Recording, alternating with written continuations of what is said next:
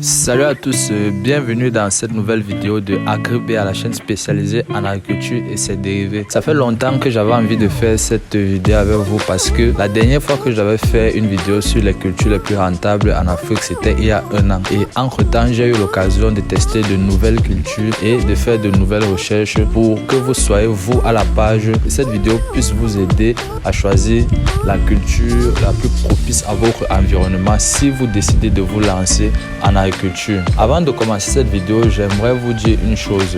La réussite ou l'échec d'une exploitation agricole dépend principalement de 3 facteurs. Le premier facteur, c'est la fertilité du sol. Est-ce que ton sol a les éléments nutritifs qui vont lui permettre de pousser rapidement? Le deuxième facteur, c'est le climat. Ici, les 2 principaux facteurs étudiés en agriculture sont les précipitations et la température qui sont favorables ou non à telle ou telle culture. Et enfin, le troisième facteur, c'est les compétences techniques. Est-ce que tu as la capacité, est-ce que tu as l'expérience nécessaire? Est-ce que tu as suivi une formation nécessaire pour réaliser telle ou telle culture en agriculture? Sans la maîtrise de ces 3 facteurs-là, même si tu choisis la meilleure culture possible, tu ne pourras pas réussir ton exploitation agricole. C'est la raison pour laquelle je remets cette vidéo à jour pour que toi, jeune agriculteur ou jeune débutant, cela puisse t'aider si tu désires te lancer en agriculture. C'est parti.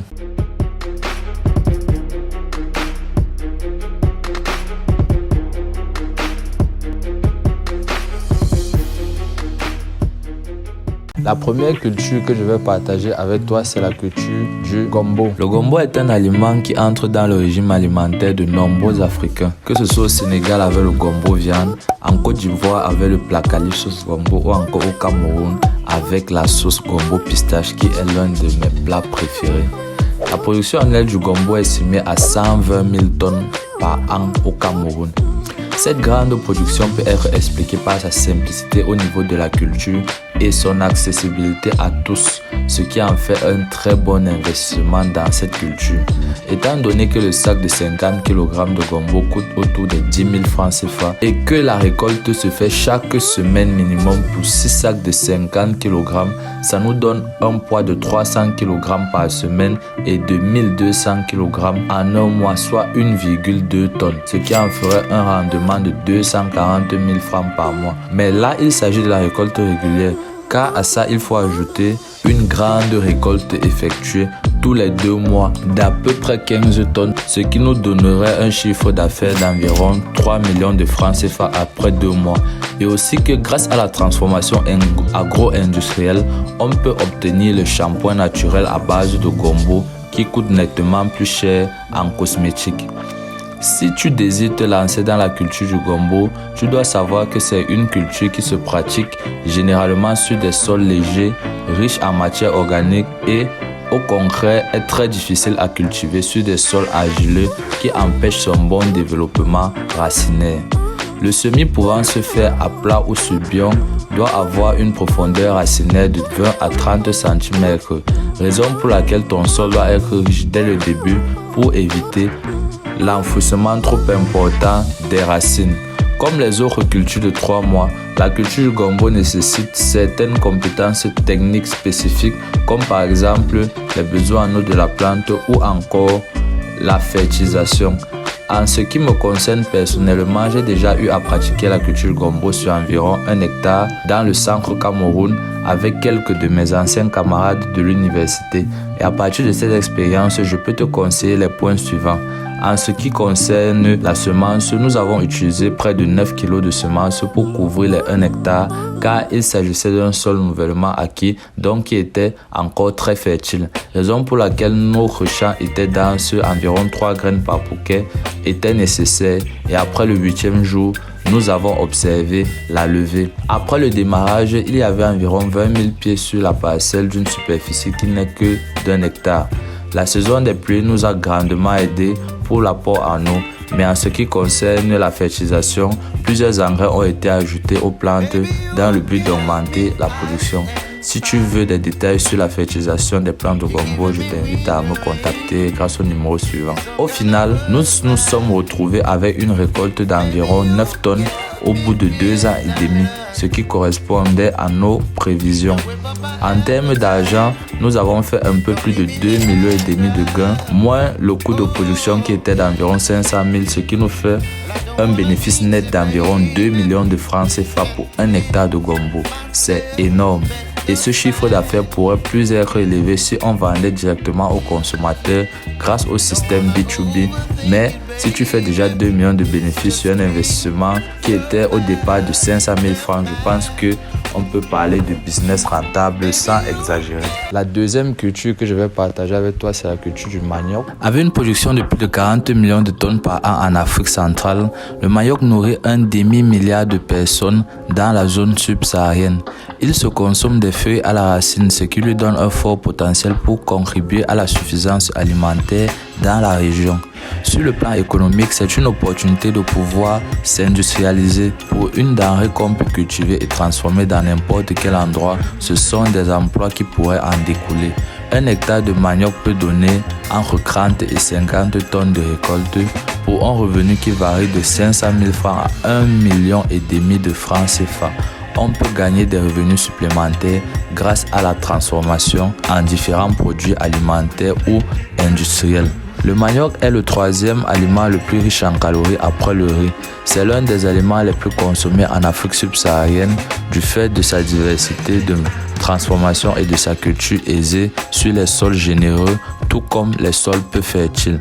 C'est la raison pour laquelle on retrouve le manioc dans presque toutes les zones agroécologiques car elle se consomme partout. Consommé sous forme de racines fraîches et produits biotransformés, le manioc fournit une riche source d'énergie, de protéines, de vitamines et de minéraux à des millions de personnes, particulièrement dans les villes en croissance rapide de la région. En République démocratique du Congo, par exemple, les tubercules de manioc fournissent plus de 60% de l'énergie journalière totale. Des pâtes alimentaires en passant par le jus de manioc pour chuter sur les différents plats élaborés avec ses feuilles. Le manioc n'a donc de limite que la créativité de ses consommateurs et de l'opportunité qu'offre le marché. Selon la FAO, l'Afrique centrale fournit un tiers de toutes les productions agricoles de manioc en Afrique. Les plus grands producteurs sont le Nigeria, le Ghana, la République démocratique du Congo. Au Cameroun, le manioc est largement cultivé et récolté tout au long de l'année comme plante annuelle. Le pays consomme 60% des 5 millions de tonnes qu'il produit par an. Le tiers est destiné à la consommation animale. Ngoulmé-Makong, une commune située à 170 km de Yaoundé au Cameroun, est l'un des principaux bassins de production du pays avec ses 7500 tonnes annuelles. La troisième culture que je vais partager avec toi, c'est la culture du piment. Sur les étals du marché de Mendong dans la ville de Yaoundé, le piment n'est pas à la portée de tous. En cette période où l'épice fait encore son apparition, le sac de 100 kg est vendu à près de 40 000 francs CFA. À la même période de l'année dernière, le sac de la même contenance était vendu entre 20 et 25 000 francs CFA. Le piment est l'épice le plus consommé au monde et sa demande est telle que les producteurs n'arrivent pas à suivre, ce qui fait exploser son prix. Avec un rendement de 20 à 25 tonnes par hectare, le piment est l'un des aliments les plus rentables en Afrique et dans le monde.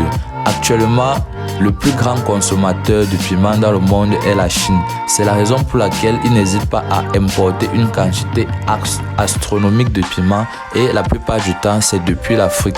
C'est la raison pour laquelle de plus en plus d'Africains se lancent dans la production de piments de variétés étrangères dans le but de les importer. Le meilleur exemple de cette tendance est le Rwandais Diego Toero. Lorsqu'il se rendit compte que les pays comme la Chine ou l'Inde cherchaient des fournisseurs de piments urgemment, il saisit cette opportunité pour fonder en 2014 sa société Gashora Farm PLC, spécialisée dans la culture et la distribution du piment. Sa stratégie était simple: participer à plusieurs forums asiatiques spécialisés dans l'agriculture qui lui permettraient d'établir de nouvelles relations avec de possibles acheteurs du piment. Mais ce n'était pas gagné à cause de beaucoup d'obstacles, à commencer par celle de la langue. Il mit plusieurs mois sans avoir le moindre contact. Mais c'est finalement en 2017 que les choses se sont accélérées, puisque c'est pendant cette année qu'il signe avec la société Kai Jiangxi Wei Food un contrat de 2 millions de dollars pour que celui-ci envoie son piment dans les pays asiatiques tels que l'Inde ou la Chine. Ce premier contrat lui a donné de la crédibilité auprès des autres entreprises chinoises qui décident à leur tour de lui faire confiance. C'est comme cela qu'en 2018, il signe le plus gros contrat de l'histoire de l'importation agricole au Rwanda. Diro Toyera et sa société s'engagent à fournir près de 50 000 tonnes de piment par an en Chine à la société Dika International Enterprise Company Limited, et ce pendant une durée de 5 ans. La valeur de ce contrat est estimée à 500 millions de dollars, soit 100 millions de dollars par an. Je ne sais pas si tu te rends compte que cet homme est devenu multimillionnaire, un demi-milliardaire grâce à la culture du piment, juste parce qu'il a su saisir la bonne opportunité, et ce quand il le fallait. La quatrième culture que je vais partager avec toi, c'est la culture de l'oignon. Les oignons probablement présents dans toutes les cuisines du monde et pour lesquels de nombreuses larmes ont coulé. Un produit simple de plus de 5000 ans qui a ses origines au Moyen-Orient. L'oignon est une plante biannuelle cultivée sous irrigation pour ses bulbes et ses feuilles. Le cycle végétatif de la culture varie de 120 à 160 jours suivant la variété. La plante produit en maturité un bulbe de forme ronde, épaisse ou plate, de couleur généralement violette ou blanche. L'oignon est l'un des éléments les plus productifs. Les rendements se situent entre 30 et 60 tonnes par hectare, mais ce chiffre ne peut être atteint que si tu disposes des semences améliorées appropriées. Au Cameroun, par exemple, ce n'est qu'en 2018 que le ministre de l'Agriculture et du Développement rural a introduit des semences améliorées d'oignons, faisant passer le rendement de 11 à 25 tonnes à l'hectare, ce qui veut dire qu'on a encore des progrès à faire dans cette culture. Même si l'optimum n'a pas encore été acquis au Cameroun, cette culture est largement rentable. En ce qui me concerne personnellement, j'ai déjà participé à la plantation d'un demi-hectare d'oignons rouges pour un rendement de 9 tonnes. Après déduction des coûts de production, nous avons obtenu un bénéfice de 1,5 million de francs CFA sur un demi-hectare après 3 mois, ce qui est un chiffre plus qu'acceptable si on considère que nous n'avons pas utilisé des semences améliorées. De plus, la topographie idéale de certains pays africains en font un grand bassin de production d'oignons. C'est le cas du Niger qui est le plus grand producteur d'oignons avec plus de 120 000 tonnes par an. Mais si on parle d'importation, la première place vient à la Côte d'Ivoire avec ses 190 tonnes en 2021 en provenance des Pays-Bas. Aujourd'hui, 6 des 10 plus grands acheteurs d'oignons sont en provenance de l'Afrique. C'est pour te dire à quel point l'offre par rapport à la demande est loin d'être suffisante. C'est la raison pour laquelle si tu te lances dans cette culture de l'oignon, tu n'auras aucun mal à écouler ta marchandise, car la plupart du temps, c'est l'État qui achète la production d'oignons. La cinquième culture que je vais partager avec toi, c'est la culture de l'ail. L'ail est une plante consommée depuis des millénaires. Pour certains, ils auraient été cultivés par les Sumériens sur les bords de la Méditerranée il y a près de 5000 ans. Pour d'autres, ils seraient issus des plantes de l'Est de la mer Caspienne d'où ils auraient atteint l'Asie. Et c'est comme si ça n'a plus quitté l'Asie depuis là, car de nos jours, les plus grands producteurs d'ail au monde n'est d'autre que la Chine avec ses 17 millions de tonnes annuellement. Je ne sais pas si tu te rends compte, mais la Chine importe tellement d'ail que le prix de l'ail qu'ils importent est moins cher que l'ail que nous produisons localement.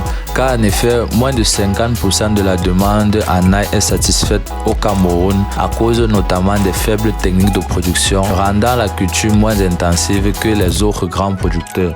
L'ail est l'une des cultures les plus rentables, non seulement à cause de sa forte demande, mais aussi grâce à sa production qui est importante. En effet, un hectare de culture d'ail peut rapporter 3 à 4 tonnes de cet aliment précieux.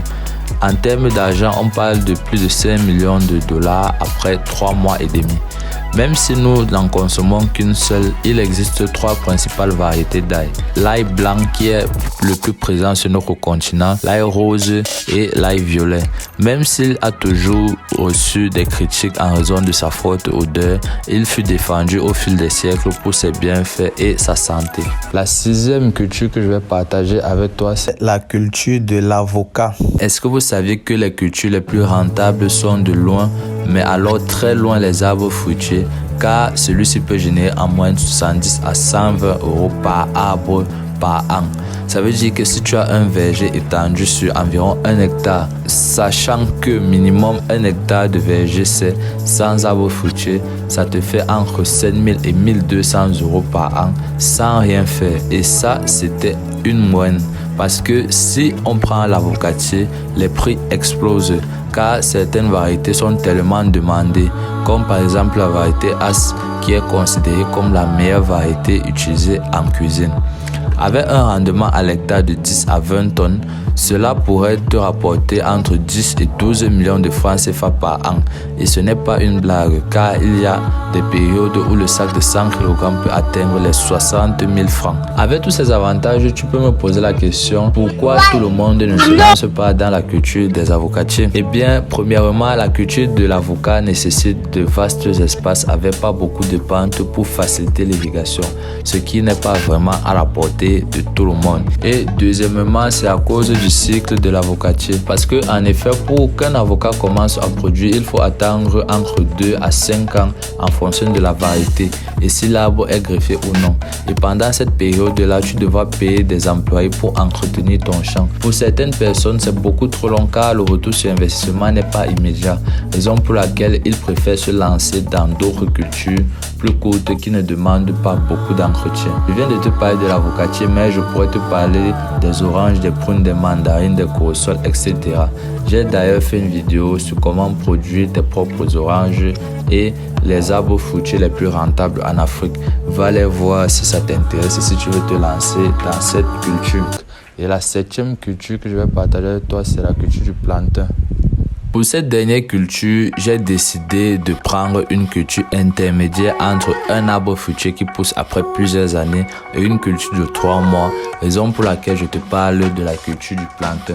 Sa durée de vie moyenne est de 2 ans. La première année est consacrée à sa croissance, tandis que la seconde à la fructification.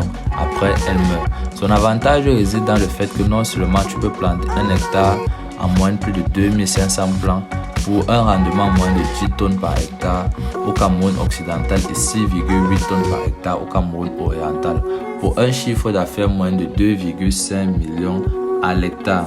Mais là, il s'agit d'une moyenne parce que dans certains pays, grâce à leurs compétences techniques plus développées, certains arrivent à obtenir entre 30 et 40 tonnes à l'hectare. Au début de la culture du plantain, la principale difficulté était d'investir dans les rejets de plantain qui faisaient office de semences, étant donné qu'à l'époque, un rejet était égal à un bananier plantain. Tu devais investir énormément d'argent pour cet intrant. Si par exemple, tu devais investir pour 1 hectare de rejet, ça devait te coûter environ 600 000 francs de semences, ce qui avait le don de décourager certains agriculteurs n'ayant pas beaucoup de moyens, même si le retour sur investissement était conséquent. Heureusement, tout cela a pris fin lorsque les techniques de plantain issues de fermentation ont été trouvées, encore appelées PIF. Cette technique consiste à fermenter le bulbe du bananier pour obtenir de nombreux plants, ce qui a fait économiser beaucoup d'agriculteurs énormément d'argent, faisant passer le rejet de 250 francs CFA à 70 francs CFA. Maintenant, tu n'auras plus de raison de ne pas te lancer dans la culture du bananier plantain. J'espère que la vidéo t'a été utile. Dis-moi ce que tu en penses dans les commentaires. C'est Darius de la chaîne Agribia et je te dis à une prochaine vidéo.